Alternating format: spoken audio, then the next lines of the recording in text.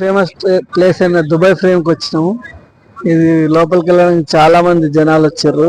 లోపలికి వెళ్ళడానికి 5 dirham ticket and పైకి వెళ్ళడానికి 52.9 dirhams ఛార్జ్ చేస్తారు. మేము లోపలికి వెళ్ళట్లేదు, బయటకు వెళ్ళే చూసిస్తున్నాము. ఎందుకంటే అప్పుడు అంత టైం లేకుండా మేము బయటకు వెళ్తున్నాము. టూరిస్టులు అయితే వందల మంది వస్తారు ఇక్కడికి.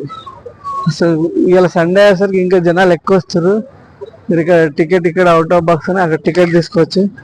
అక్కడ టికెట్ తీసుకున్న తర్వాత లోపలికి వెళ్ళొచ్చు. ఓ గైడ్ ఉంటాడు.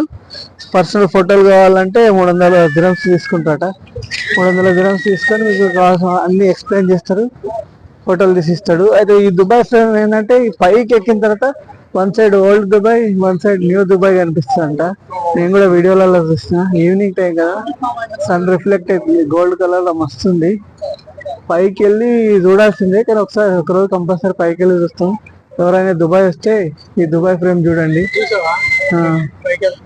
ఎందుకంటే ఇక్కడికి రావాలనుకుంటే మెట్రో మ్యాక్స్ షోరూమ్ దగ్గర దిగిరు అనుకోండి, 1 kilometer నడుచుకుంటూ రావచ్చు.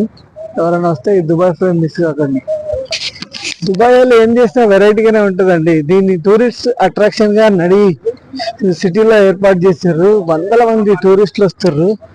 పైకి వెళ్ళడానికి చాలా మంది వెళ్తారు. మాకు టైం లేక మేము వెళ్ళలేదు, కానీ చాలా బాగుంటుంది పైనుంచి. పాత దుబాయ్, కొత్త దుబాయ్. ఈసారి వచ్చినప్పుడు కంపల్సరీ పైకి వెళ్తాం. మీరు ఎవరైనా దుబాయ్ వస్తే కంపల్సరీ ఇక్కడికి రండి. యూనియన్ మెట్రో నుంచి ఇక్కడికి మెట్రో స్టేషన్ లో దిగి 1 kilometer నడుచుకుంటూ వస్తే ఈ పార్క్ ఉంటుంది. పార్క్ లో ఈ దుబాయ్ ఫ్రేమ్ ఉంది. చాలా మంది టూరిస్టులు వచ్చిన వాళ్ళు కంపల్సరీ ఈ ఫ్రేమ్ పైకి వెళ్తారు. ఈసారి మేము ఇక్కడే లోకల్ ఉంటాం కాబట్టి ఇంకొకసారి తప్పకుండా పైకి వెళ్తాం.